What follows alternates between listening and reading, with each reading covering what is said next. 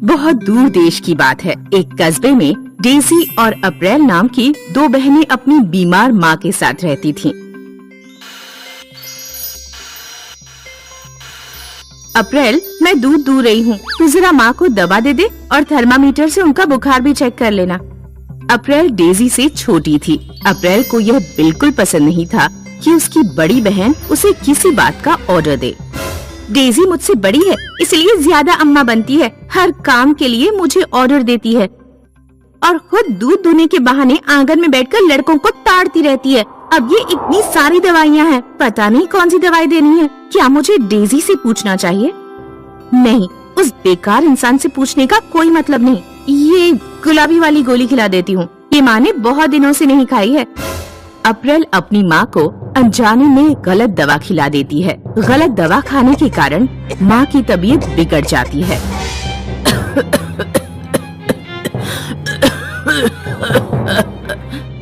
अप्रैल घबरा जाती है। डेजी, जल्दी अंदर आओ, पता नहीं माँ को क्या हो गया है। क्या हुआ? मैंने माँ को ये वाली दवाई खिलाई, फिर पता नहीं माँ को क्या हो गया। अरे नहीं, ये तुमने क्या किया? माँ को गलत दवा खिला दी। मैंने जानबूझकर नहीं किया।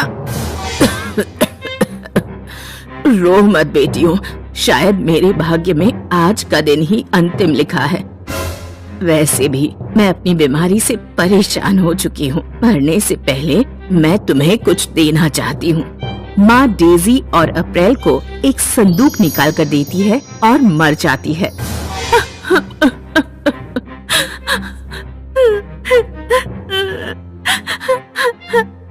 नहीं माँ, आप हमें छोड़कर नहीं जा सकती। मुझे माफ कर देना माँ, मैंने आपको गलत दवा खिला दी। माँ, वापस आ जाओ माँ, वापस आ जाओ। अब हम किसके सहारे जिएंगे? दोनों बहनें संदूक खोलकर देखती हैं। संदूक में 2 पोटलियां और एक लेटर था। डेजी लेटर पढ़ती है। मेरी प्यारी बेटियों, तुम्हारी उम्र अब विवाह करने लायक हो चुकी है, लेकिन मेरे जाने के बाद ऐसा कोई नहीं जो तुम्हारे लिए योग्य वर ढूंढे। इस संदूक में 2 पोटलियां हैं, जिनमें हीरे हैं। तुम दोनों हीरे लेकर यात्रा पर निकलना। क्योंकि तुम दोनों बहुत सुंदर हो, इसलिए कई लोग तुम्हारे सामने विवाह का प्रस्ताव रखेंगे, लेकिन किसी की शक्ल सूरत के आधार पर उससे विवाह मत करना। विवाह उसी से करना जो एक हीरे के बदले तुम्हें 4 हीरे लाकर दे दे। डेजी और अप्रैल हीरे लेकर यात्रा पर निकल पड़ती हैं। जब वे कुछ दूर पहुंची तो एक लड़का डेजी के पास आकर बोला, हे सुंदरी, मेरा नाम पीटर है, क्या तुम मुझसे विवाह करोगी? डेजी अपनी पोटली से एक हीरा निकालकर लड़के को देती है और कहती है, अगर तुम इस हीरे के दम पर 4 हीरे लेकर इस पते पर लौट आए तो मैं तुमसे विवाह कर लूंगी। ठीक है, मैं पूरी कोशिश करूँगा। वे कुछ दूर और चलते हैं तो एक घुड़सवार अप्रैल के पास आता है। हे खूबसूरत लड़की, तुम्हारे रूप ने मुझे मोहित कर दिया है, क्या तुम मुझसे विवाह करोगी? हाँ, कर सकती हूँ, लेकिन एक शर्त है, मैं तुम्हें एक हीरा दूंगी। तुम्हें इसके बदले मुझे 4 हीरे लाकर देने होंगे। जब 4 हीरे हो जाएंगे तो ये मेरे घर का एड्रेस है, यहाँ आ जाना। अप्रैल और डेजी की पोटलियों में 4 हीरे थे। वे रास्ते में आगे बढ़ते गए और शादी का प्रस्ताव रखने वाले लड़कों को अपनी पोटलियों से एक हीरा देते गए। जब उनकी पोटली के सारे हीरे खत्म हो गए तो वे दोनों घर लौट आए। तीसरे नंबर पर जो लड़का मिला था वो बहुत हैंडसम था। अच्छा होता मैंने उसी से विवाह के लिए हाँ कर दिया होता। ये हीरों के चक्कर में हम कहाँ फंस गए। धैर्य रखो अप्रैल, धैर्य रखो अप्रैल, हमें अपनी माँ पर भरोसा रखना चाहिए। उन्होंने जो भी किया है कुछ सोच समझ कर ही किया होगा। 6 महीने बीत जाते हैं, लेकिन डेजी और अप्रैल के पास कोई लड़का लौटकर नहीं आता। ऐसे हम कब तक इंतजार करते रहेंगे? इस तरह तो हमारी शादी की उम्र ही निकल जाएगी। इतने अच्छे लड़के मिले थे, लेकिन माँ की योजना की वजह से सब हाथ से निकल गए। लड़के तो गए ही और हीरे भी चले गए। तुम चिंता मत करो अप्रैल, माँ ने तुम्हारे और मेरे लिए कुछ अच्छा ही सोचा होगा। अगर अगले 6 महीने में कोई लड़का नहीं आता तो अगर तुम चाहो तो शादी कर सकती हो। कुछ महीनों बाद पीटर नाम का एक लड़का लौट आया जिसने डेजी को पसंद किया था। मैंने एक हीरे की दम पर कमाई करके 4 हीरे बना लिए। डेजी की शादी हो जाती है।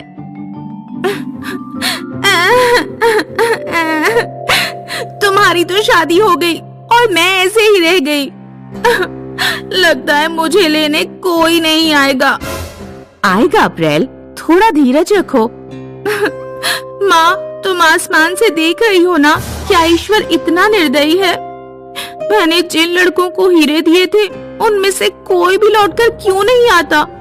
आखिरकार एक दिन जॉन नाम का एक लड़का आता है जिसने अप्रैल को पसंद किया था। तुम्हारे दिए एक हीरे को बेचकर मुझे जो पैसे मिले, मैंने उन्हें अलग अलग जगह पर निवेश किया और इतना पैसा कमाया कि आज मैं 4 नहीं बल्कि पूरे 10 हीरे लेकर लौटा हूँ। मुझे लगता है कि तुम दोनों की माँ बहुत बुद्धिमान रही होंगी। वे निवेश की ताकत जानती होंगी। इस तरह अप्रैल की भी शादी हो जाती है। देखा, मेरी प्यारी छोटी बहन, माँ की बुद्धिमानी की वजह से आज हमें इतने बुद्धिमान जीवन साथी मिल पाए और हमारे हीरे भी वापस आ गए। ठीक कहा, आज मुझे एहसास हुआ कि सब्र का फल बहुत मीठा होता है। नन्ही नैना अपनी 3 सहेलियों के साथ गांव की नदी के किनारे लगोरी खेल रही थी। नैना ने गेंद फेंकी और उसकी 2 सहेलियों ने चिप्पी उठा ली। नैना जब उन दोनों के पीछे दौड़ रही थी, तभी उसका ध्यान 2 व्यापारियों पे गया जो चांदी के जेवर लेकर नदी के उसी गांव की ओर आ रहे थे। मधुरा, जिया, पलक, वो देखो। अरे वाह, कितने खूबसूरत जेवर। मैं तो माँ से बोल के कंगन लूंगी। मैं भी, और मैं भी। नैना उदास हो गई। क्या तुम्हें कंगन नहीं चाहिए? मुझे भी कंगन चाहिए, पर दादी के पास पैसे नहीं होंगे। नैना, तुम दादी से बोल के तो देखो। दादी तो मेरे पापा से भी बड़ी हैं, उनके पास तो पैसे होंगे ही। क्या तुम्हें सच में ऐसा लगता है? तुम मेरी बात सुनो, घर जाओ और दादी से बोलो। वो ना माने तो हट करना। आखिर तुम्हारा रोना धोना देखकर वो तुम्हें भी कंगन दिला ही देंगी। ठीक है, अभी घर जाके दादी से बात करती हूँ। नैना वहाँ से दौड़ते हुए निकली। उसका ध्यान नहीं था और उसने राह चलती हुई एक मोटी मौसी को धक्का मार दिया और वो खुद जमीन पर गिर गई। अरे ओ नैना, आंखें हैं या टमाटर? मैं तुम्हें दिखाई नहीं दे रही क्या? माफ कर दो मौसी, थोड़ी जल्दी है। पता नहीं आजकल के बच्चों को इतनी जल्दी क्यों रहती है। नैना हांफते हुए अपने घर पहुंची। दादी, दादी। क्या हुआ नैना? वो गांव में जेवर बेचने वाले व्यापारी आए हैं। वो तो हर साल आते हैं, इसमें कौन सी नई बात है? मुझे भी कंगन चाहिए।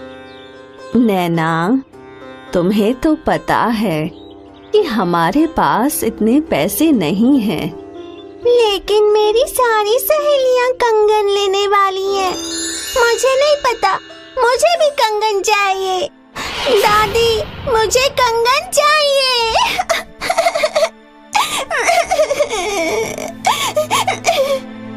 नैना ने रोना शुरू कर दिया। नैना की हठ देखकर दादी उसके पास आई।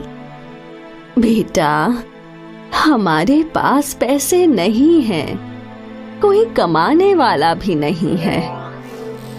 अगली साल थोड़े थोड़े पैसे इकट्ठे करके अपनी राजकुमारी के लिए उसका मनपसंद कंगन ले लूंगी। नहीं दादी, मुझे कंगन चाहिए।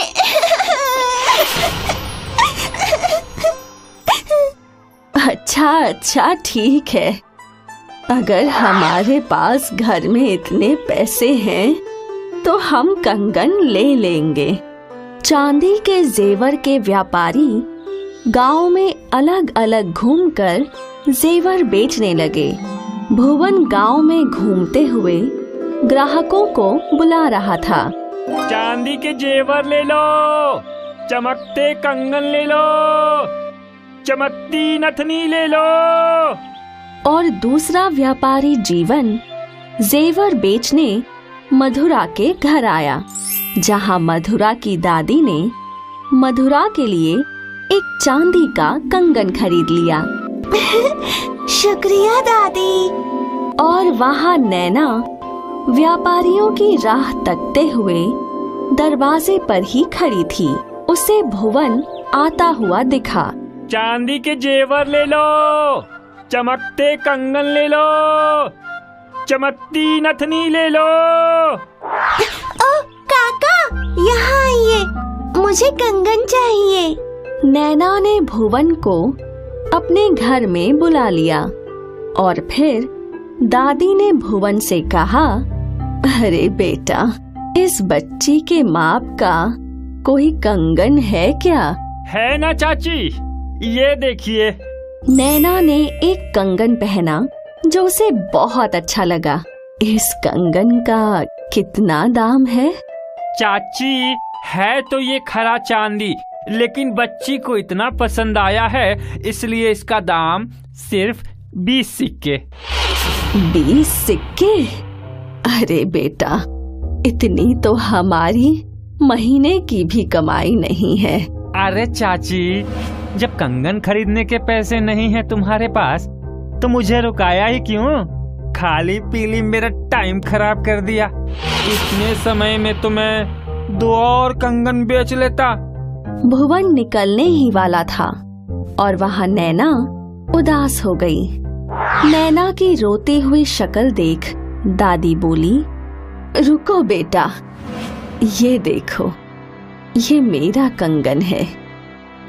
क्या इसके बदले तुम बच्ची के लिए कंगन दे सकते हो? भुवन ने वो कंगन अपने हाथों में लिए। उस पे कुछ काली परतें चढ़ी हुई थीं।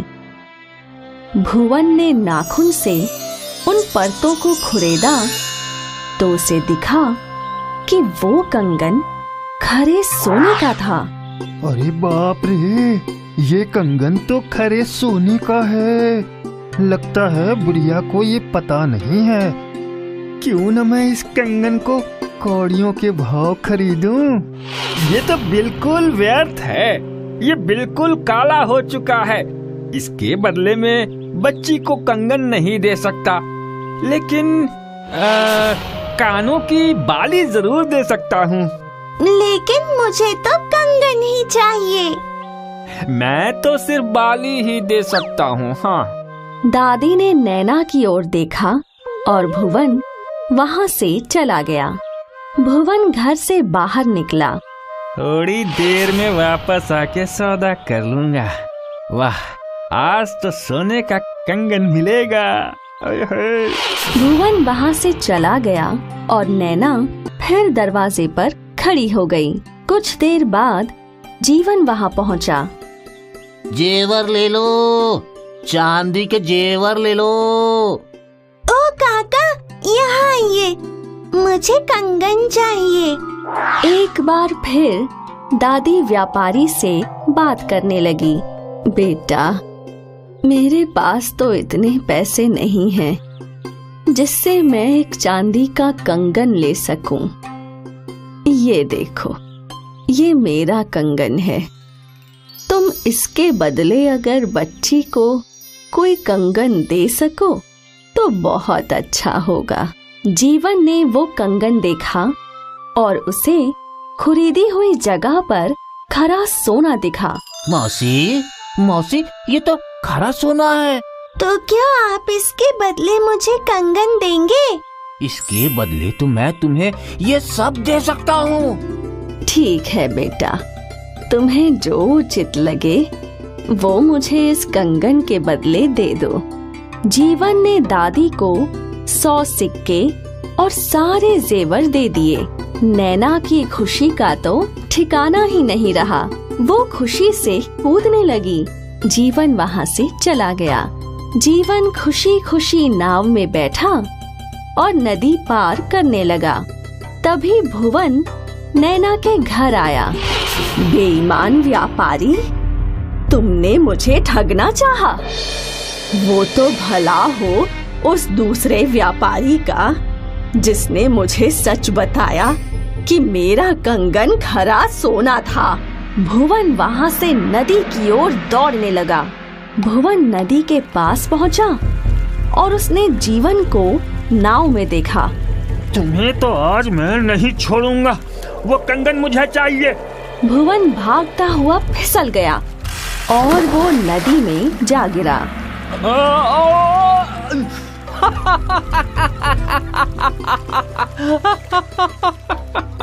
इसलिए कहते हैं कि ईमानदारी ही सबसे अच्छी नीति है।